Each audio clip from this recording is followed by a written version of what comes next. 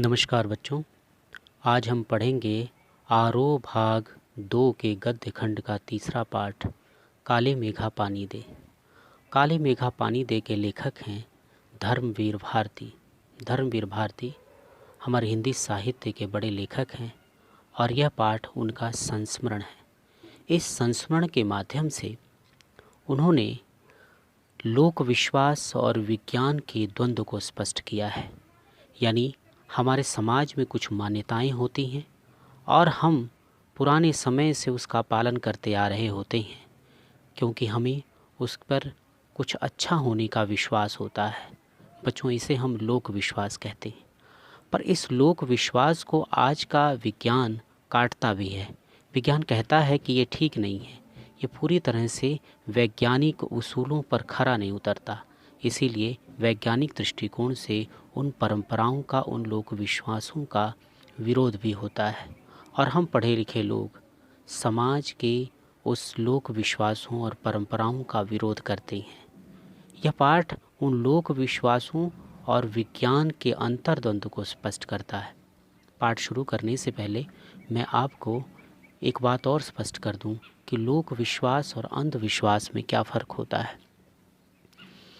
जब कोई विश्वास किसी धर्म, जाति, लिंग इत्यादि के आधार पर मनुष्यता के लिए खतरा बन जाए, या कोई ऐसा विश्वास जो हमें हानि पहुंचा रहा हो और उसका विरोध करना आवश्यक हो जाए, तो वो विश्वास अंधविश्वास कहलाता है। लेकिन कुछ विश्वास हानिकारक नहीं होते।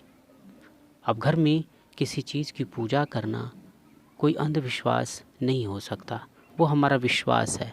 हम किसी चीज़ को मान कर चलते हैं। जब किसी विश्वास से किसी को किसी तरह की भी हानि ना हो, वो हमारे लोक विश्वास के अंतर्गत आता है। विज्ञान उसका विरोध करे या ना करे, तब भी यदि हम उसे माने तो उसका कोई हमें बुरा परिणाम ना मिले, ये सारी चीज़ें हम लोक विश्वास में लाते हैं। जबकि अंधविश्वास हमारे लिए ख़तरनाक होते हैं, हमारे समाज के लिए हानिकारक होते हैं। इसलिए इस पाठ में शुरू में ही ये समझ लें कि ये लोक विश्वास और विज्ञान के द्वंद्व को समझाने के लिए यह पाठ लेखक ने हमारे सामने रखा है। और इस बात को स्पष्ट करने के लिए उन्होंने अपने किशोरावस्था की इस एक घटना को हमारे सामने रखा है। यानी जब वो 15 से 20 साल की उम्र के बीच के रहे होंगे, उस समय की इस घटना का जिक्र उन्होंने किया है। लेखक कहता है कि वो शहर से गांव गया होता है अपने एक रिश्ते की जीजी के यहाँ। जीजी बहुत बड़ी हैं उम्र में, बहुत बूढ़ी हैं, और जबकि ये 15 से 18 साल की उम्र का नौजवान युवक, जीजी अपने इस भाई को बहुत मानती हैं। इतना मानती हैं कि अपने बच्चों से भी ज़्यादा प्यार करती हैं। और कोई भी पुण्य का काम होता है, कोई अच्छा काम होता है, कोई दान पुण्य का काम होता है, तो वो चाहती हैं कि धर्मवीर भारती ही करें। यानी वो अपने इस भाई को बहुत प्यार करती हैं, बहुत मानती हैं। लेखक कहता है कि मैं इस गांव में गया हूँ और गांव में कौन सा मौसम है, आषाढ़ का मौसम बीत गया है पर बारिश नहीं हुई है। यानी खूब तपती गर्मी में गांव का माहौल बिल्कुल गर्म है। लोग पानी को तरस रहे हैं, ज़मीन सूख गई है, पशु पक्षी पानी के बिना मर रहे हैं, खेत खलिहान सूखे पड़े हैं, सब तरफ सूखा सूखा अकाल। लोगों के पास पीने को पानी नहीं है। वो दिन भर में जो थोड़ा सा पानी बाल्टी में बचा के रखते हैं, उसी में अपना हर एक दिन काटते हैं। बड़ी मुश्किल से मिलता है पानी गांव में। लोग त्राही त्राही कर रहे हैं, पशु पक्षी त्राही त्राही कर रहे हैं। ऐसे समय में लोग जब सब चीज़ों से थक जाते हैं, पूजा पाठ करके, भगवान की प्रार्थना करके, तो अपने उस लोक विश्वास पर आते हैं जो उनका आखिरी उपाय है। और वो उपाय क्या है कि गांव के कुछ छोटे छोटे बच्चे नंग दड़ंग होकर, ये पूरी तरह से नंग दड़ंग होकर गलियों में घूमते हैं और लोगों से पानी मांगते हैं। हर एक घर के आगे से गुजरते हैं, गंगा मैया की जय का जयकारा लगाते हैं, ज़ोर से बोलते हैं गंगा मैया की जय, और फिर गीत गाते हैं, काले मेघा पानी दे, गगरी फूटी बैल पियासा, काले मेघा पानी दे गुड़धानी दे, काले मेघा पानी दे। इस प्रकार वो हर एक घर में जाकर पानी मांगते हैं। जिन लोगों को ये अच्छा लगता है, जिन लोगों को उनका इस तरह यानी उन बच्चों का इस तरह पानी मांगना अच्छा लगता है, वो उन्हें कहते हैं इंद्र सेना, यानी इंद्र की सेना। इंद्र की सेना मतलब हमारी संस्कृति में इंद्र बारिश के देवता हैं, इसीलिए बच्चों को इंद्र की सेना कहा जाता है, इंद्र सेना कहते हैं लोग। लेकिन जिन लोगों का बच्चों द्वारा इस प्रकार पानी मांगना, हर दरवाजे पर जाकर पानी मांगना या गीत गाते हुए कि पानी दे गुड़धानी दे, काले मेघा पानी दे, गीत गाकर पानी मांगना अच्छा नहीं लगता, वे लोग उन्हें मेढक मंडली के नाम से बुलाते हैं। तो बच्चों, छोटे छोटे बच्चे नंग धड़ंग उछलते कूदते लोगों के दरवाजे पर पानी मांगते हैं, और जिसके घर जितना पानी होता है या जो जितना पानी दे सकता है, 1 लोटा, 1 गिलास, 1 बाल्टी, उनके ऊपर गिरा देता है। और उस पानी गिराने से जो कीचड़ हो जाता है, वो बच्चे उसमें लेटते हैं, खूब कीचड़ में लथपथ हो जाते हैं, और फिर इसी तरह से गीत गाते, गंगा मैया की जय बुलाते दूसरे दरवाजे पर पहुंचते हैं, उनसे भी पानी मांगते हैं। और यह सभी दरवाज़ों पर जाकर वो ये क्रिया करते हैं। गांव के लोगों का मानना है कि ऐसा करने से जब बच्चे पानी में कीचड़ में लथपथ होकर इस तरह से गीत गाते हैं, तो इंद्र देवता प्रसन्न होकर उनके गांव को बारिश दे देंगे, उनके गांव में बारिश करेंगे, और उनके खेत खलिहान पशु पक्षी सब बच जाएंगे। लेखक गांव गया हुआ है। लेखक को ये अच्छा नहीं लगता कि हमारे पास पानी का अभाव है, और ये इस तरह की प्रथा से कोई पानी थोड़ी आ जाएगा, बच्चों के मांगने से पानी थोड़ी आ जाएगा। जब ईश्वर चाहेगा तभी पानी बरसाएगा, इस तरह मांगने से पानी नहीं मिलेगा। इसलिए जब बच्चे पानी मांगते हुए जीजी के दरवाजे पर आते हैं, तो जीजी लेखक से कहती है, धर्मवीर भारती से कहती है कि जाओ पानी उनके ऊपर डाल दो।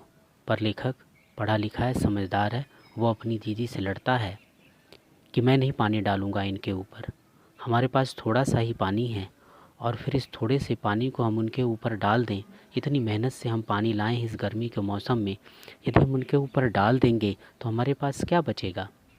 ऐसे में दीदी उसे समझाती है कि पानी डालना हमारी परंपरा है, हमारी प्रथा है, इससे हमारा विश्वास है कि इंद्र देवता बारिश देंगे।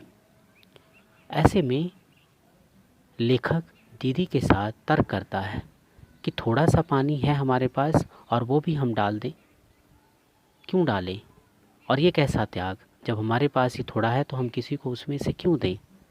अब दीदी उसे समझाते हुए त्याग और दान की बड़ी गजब की परिभाषा देती है। बच्चों, ध्यान से सुनना, त्याग और दान में क्या फ़र्क है, दीदी उसे बताती है। दीदी कहती है कि यदि तुम्हारे पास खूब ढेर सारे पैसे हों और तुम उसमें से थोड़ा सा दान दे दो, तो ये वास्तविक दान नहीं है। तुम्हारे पास पैसे हैं, ढेर सारे पैसे हैं, और उसमें से थोड़ा सा यदि तुमने किसी को काम के लिए दे दिया, तो ये सचमुच में दान नहीं है। दान और त्याग तो वो है कि जब तुम्हारे पास है ही थोड़ा, तुम दे ही नहीं सकते, तुम्हें लगता है कि बहुत कम है, लेकिन फिर भी तुम हिम्मत जुटाकर अपने उसी हिस्से में से थोड़ा सा किसी को दे देते हैं, तो असली दान और असली त्याग वही है।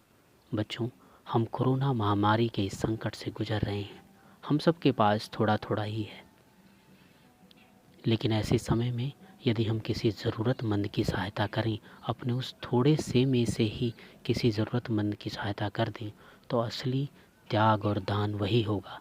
तो ये पाठ हमें ये भी सिखाता है कि हमारे पास दान देने के लिए बहुत कुछ का होना ज़रूरी नहीं है, ज़रूरी है हमारी इच्छा शक्ति का। यदि हमारे पास थोड़ा सा ही है तो भी हम उसे उसी में से दान देने की हिम्मत रखें, त्याग करने की हिम्मत रखें। तो दीदी भी लेखक को ये समझाती है कि यदि भी हमारे पास थोड़ा सा पानी है, लेकिन फिर भी यदि हम उस पानी में से थोड़ा सा उन बच्चों के ऊपर गिरा दें, तो इंद्र देवता प्रसन्न हो जाएंगे और हमें बारिश दे देंगे। ऐसे में लेखक सवाल करता है कि हम पानी क्यों डालें और थोड़े से पानी से क्या हो जाएगा। थोड़े से पानी से उनका क्या हो जाएगा कि हम थोड़े से पानी पर उसके ऊपर डालें। अब थोड़ा पानी ही क्यों डालें। ऐसे में दीदी बड़े साफ शब्दों में समझाती है कि जिस तरह से वो एक किसान का उदाहरण देती है कि जिस तरह से किसान ढेर सारी फसल उगाने के लिए थोड़े से बीज खेतों में डालता है। याद रखना, थोड़े से बीज ही ढेर सारी फसल हो जाती हैं। हमें थोड़े से बीज खेत में डालने होते हैं, तब हमें ढेर सारी फसल मिलती है। इसलिए हम ज़्यादा पाना चाहते हैं तो थोड़ा सा त्याग करने की हिम्मत भी हमें रखनी होगी। यदि हम थोड़ा त्याग करेंगे तभी हमें ज़्यादा मिलेगा। यदि हम ज़्यादा पाना चाहते हैं तो हमें कुछ न कुछ तो दान करना पड़ेगा, कुछ न कुछ तो खोना पड़ेगा। इसीलिए दीदी लेखक को ये बात समझाती है कि हम थोड़ा सा पानी डालेंगे तभी हमें ईश्वर ढेर सारा पानी देगा। इसलिए लेखक न चाहते हुए भी दीदी से नाराज़ होकर भी अंत में पानी डालने को तैयार हो जाता है। लेखक कहता है कि मैं पढ़ा लिखा समझदार वैज्ञानिक तार्किक व्यक्ति था, लेकिन मैं उस लोक विश्वास को मानने के लिए मजबूर हो गया क्योंकि इसमें कहीं किसी तरह की हानि नहीं दिखती थी।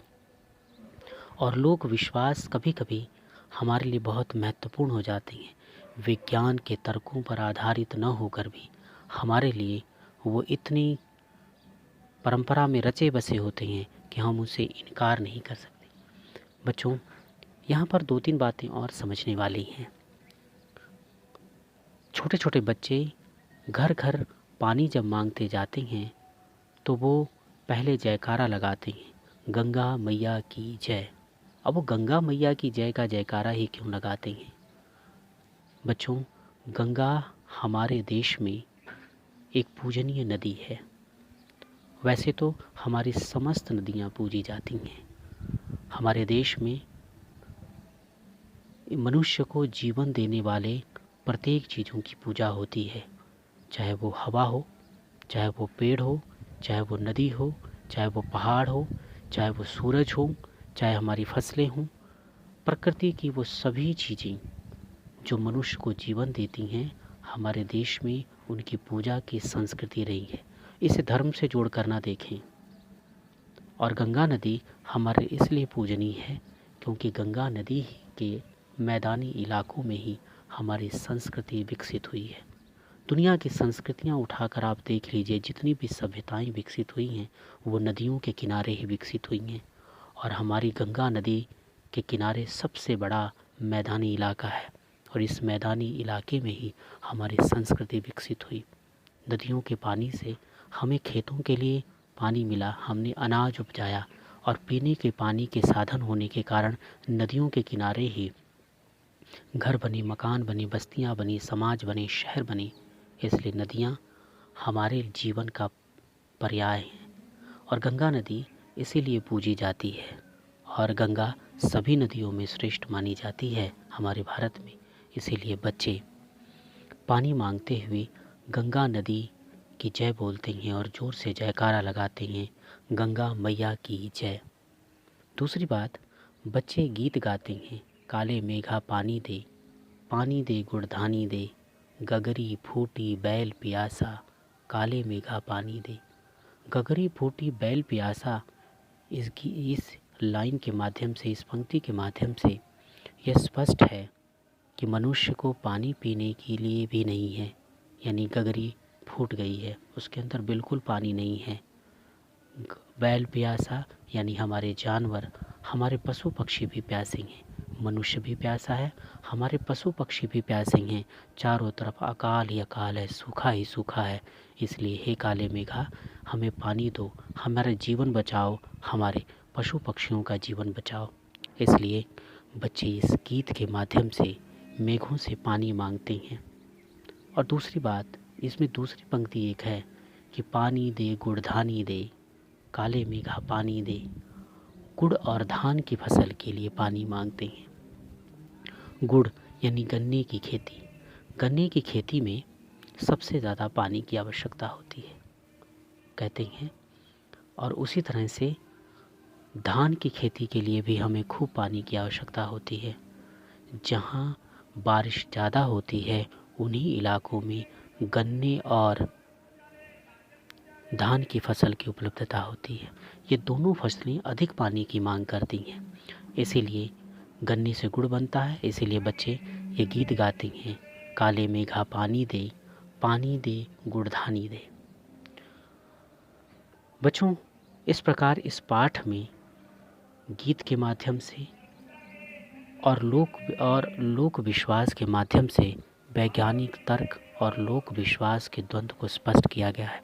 और स्पष्ट किया गया है कि हम जितने मर्जी वैज्ञानिक बन जाएं, कुछ परंपराओं का पालन हमें करना होता है, चाहे वो तार्किक न भी हों, और वो परंपराएं खासकर जिनसे समाज में किसी तरह की कोई हानि की संभावना न दिखाई देती हो। कभी कभी हम अपनी माँ बाप की बातों को मानते चले जाते हैं, हम उसी परंपरा को मानते चले जाते हैं जो हम देखते आए हैं। हम उसे तर्क की शक्ति पर नहीं परखते, क्योंकि हमें विश्वास होता है कि जो कुछ हमारे माता पिता ने हमें बताया है, हमारे रिश्तेदारों ने हमें बताया है, वो ठीक ही है। तो रिश्ते की भावना में बंध जाने से हम कभी कभी कुछ परंपराओं को, कुछ विश्वासों को तर्क पर नहीं कसते।